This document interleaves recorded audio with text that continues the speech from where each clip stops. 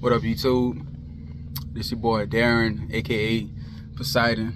I guess I was encouraged to start a YouTube by one of my friends, man. Just based on my past with Walmart and my present with Walmart. I would drive for Walmart, obviously. Maybe it's not that obvious. Y'all will see my uniform in future videos, I'm pretty sure. I'm done for the night. I'm on my layover. That's why I don't have my uniform shirt on. But yeah, I guess I want to give, some game or just some insight, because when I was looking into Walmart, I couldn't find this nowhere. I mean, it's some videos out there now, but coming from my perspective, so I'm not new to Walmart. I rehired on last year. So a little bit about me. I worked for Walmart. I drove for Walmart from 2017 up until 2022. Left for a while, had emergency in the family. Didn't really know if I wanted to drive a truck, period, after that. Just mentally, it really kind of shook me to my core. Then I came back because the grass wasn't greener, obviously. I just wanted to get away, and I'm like, the second week out on the road, I'm like, nah, this OTR life ain't for me no more. But that's what I do here, but it's technically OTR. It's technically OTR, but we don't go all over the place. So when I first got on Walmart, I was working in Sealy, DC, 7036, which serviced the Houston area. It's a GM DC, and it was fine. I loved it. Honestly, it was a dream come true at the time. Like every day, it was just it was everything I had heard it was gonna be, and then some. Fast forward to now, I work at a grocery DC, and when I was in GM, I always thought, man, I don't like grocery. I don't like going to grocery DCs. So when drivers usually, and it's, for me now, I love it. It's not a big deal, but you get used to anything. In my opinion, I kind of prefer grocery now, but that's because I do it predominantly as opposed to GM. Actually, I do ecom, but I do a little. I'll get into that in a later video. But yeah, I got back with Walmart in 2023. Grocery DC, Lancaster, DC 8348. And to be honest, I wasn't sure how I was gonna like it, or if I always thought in my head I would compare it to Sealy, because that's my only experience with Walmart. And I did the first few weeks, first month or so, but then after that I start running and getting the hang of things, and how grocery work, which I had done grocery. So the way Walmart worked, regardless if you work for out of a GM DC, grocery DC, it don't matter. You'll start your week at that DC. That don't mean you're gonna always be at that DC the whole 5 days. When you work on a program, a lot of guys work on what they call a program. It's a 5-2, 5-3 schedule. It's rotating. So it's 2 trucks and 3 guys, girls or women, whatever. So you rotate. You work 5 days, you off 2. You work 5, off 3. So that you work 5 days, you off 2 days. So when you come back to work, you alternate. You in that other truck. So it's only 2 trucks, and then vice versa. You're gonna go back in that for previous truck that next week. But just if you work out of GM, like I said, grocery, it don't matter. You'll start your week, your first day out. You will say you in GM, you get a store load. You go down to Houston if you out of Sealy, or you go somewhere in Dallas if you out of Sanger, and then from there you may get a back haul, and that back haul, say, is one we pick up at a La Quaker. say you pick up at Quaker, you could take that Quaker over to Temple. They use you where you need it. So Temple is a grocery DC. So now you find yourself in a situation where you working out of a grocery DC. That could be on your second day. So out of Temple, they end up sending you, once you go to this DC, you take a load from that DC, on to that store from that DC. So if it's grocery DC, you're gonna take a grocery load from that store, be it dry or refrigerated, and then you take that down to the valley, Laredo, something like that. GM, you could take a backhaul back to another GM DC. You won't necessarily go back to your DC. You can take that from Sealy, drop off at store, pick up down in Baytown, and bring it all the way back up to Sanger or Dallas or Plainview or Bentonville. You go as far as you can, where you can make it back within those 5 days. Pretty much. That's exactly how it works. It's not a company. It's not a company like the rest of the companies I guess I worked for, where getting you home wasn't the priority. Getting you home here is I ain't gonna say it's the top priority, because safety is the top priority. Is you would hit that from day one to when you retired, you quit, or whatever happened. But getting you home is definitely top of the list on priority. You could be in Ochaleta, Oklahoma. That's Oklahoma, right? Ochaleta. I don't know. Don't mind me. You could be out there and say you have a full clock. You just starting. You got 11 hours. You let them know, hey, that next day, if they try to send you to, you see a dispatch come across and it's going to Tulsa. You head to somewhere opposite of your DC. You let them know, hey, I got X amount of time. I got this many hours. Today is my go home day.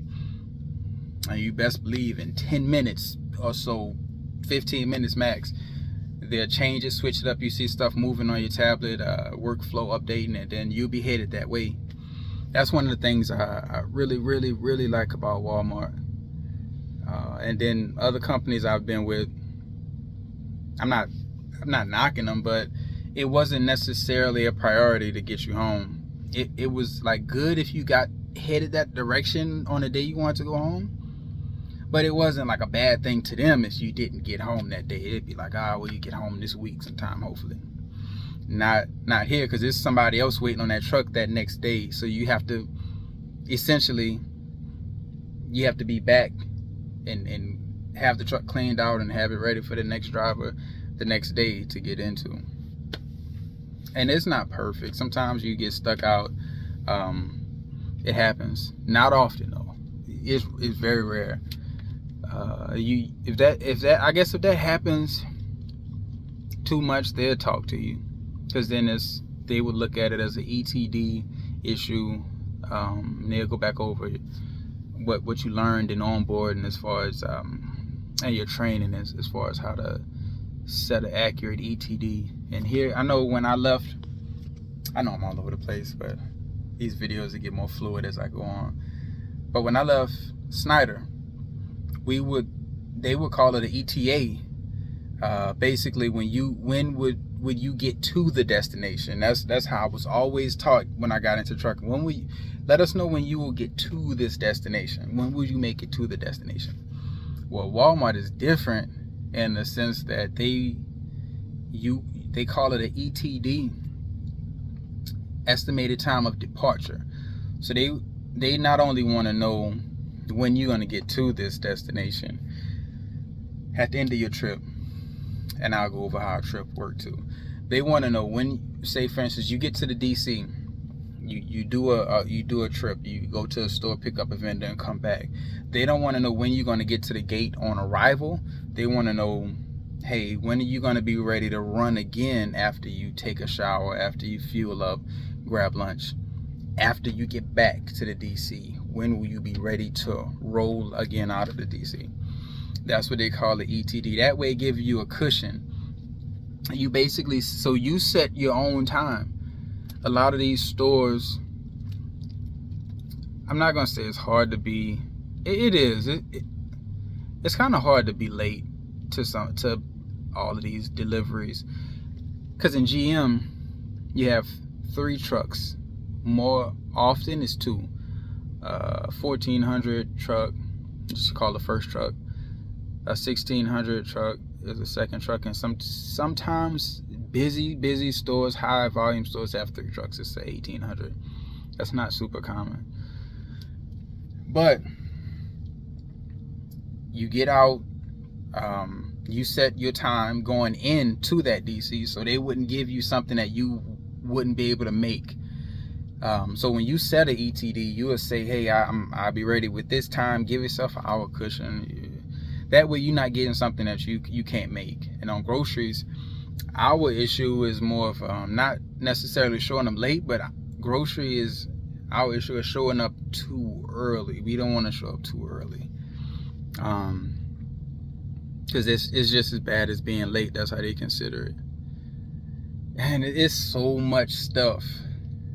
Just going back from my days in GM to my days in grocery, and it's so much information. You ever have like these moments where you want to get everything out, but I want to take my time and get it out fluidly where it makes sense and not be all over the place like I probably am in this video. But it'll get better. I come up with some topics and get more questions and feedback about what some people want to hear. Because like I said, when I was starting, and this, you can see,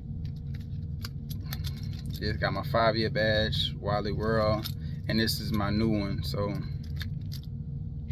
for Lancaster. But you know, I have answers to questions. I'm pretty sure almost any questions one can ask. And I'm walking and I'm seeing people, and I get asked these questions at truck stops, but I never have quite enough time to really get in depth about what I want to talk about or whatever they have a question about, because I like to run. I like to keep it moving, go. And I don't have to.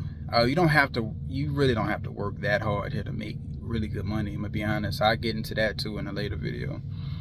But I was talking to a friend of mine, another fellow Walmart driver, and that's when he suggested, hey, maybe I should make a YouTube account and give that information and share it that way. That way people can replay it. Because like I said, when I was coming in and trying to find these videos and information, I wasn't looking on YouTube for it.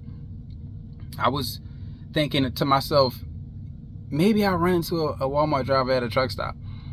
You know as well as I know, maybe it's more frequent now, but I wasn't. The chances of me running into a Walmart driver at a truck stop was slim to none. And then when I did see one, they was in and out like a unicorn. I'm like, I know, I just seen a Walmart driver. I didn't get to, or they didn't want to talk. Which I'm not gonna go up to nobody and press them about information. But I wanted that information. I guess that's the most important thing. If you don't, they say you don't know what you don't know. So here I am, and I want to clear some of that up. I mean, obviously, it's some things that I won't just put out there yet. I don't want to give it all away, but it's information that's extremely helpful. Like I said, if I give me some questions, some suggestions, and also I'm gonna wrap this up because I feel like I've been going long time for first video. The new way Walmart's hiring, they used to be able to apply, and they go through the list based on qualifications and your DC and how far you live and your history. They still do, but now it's based on a referral. If you know a driver that currently works for Walmart. When I applied this second time around, even the first time around, I didn't have a referral. I didn't know nobody. I didn't know a single person who worked for Walmart. I wish I did, but now the way they have it situated, if you have a referral, so it's hundreds of applications. That's from what I've been told this, and I believe it. It's hundreds of applications. But if you have a referral, they move those applications to the top as opposed to the applications without a referral, is what I'm told. Don't hold me to that. You can ask anybody. Maybe that somebody that works for Walmart. But that's what I was told. So I'm not gonna put my driver number in the description. What I do is I put my email so you guys can email me. You can put your comments, questions, all down in the comment sections. If anything you want to know that I didn't cover in this video, and then I'll go over it in future videos. But yeah, shoot me an email. Let me know if you're interested. I'll put the website as drive4walmart.com, and we'll go from there. I may just send my referral code when we talk through email. I feel like that'll be a more secure way. I don't want to just put it out there and everybody just use it and stuff like that. So for right now, I feel like that's more secure, more personal. But yeah, Poseidon out.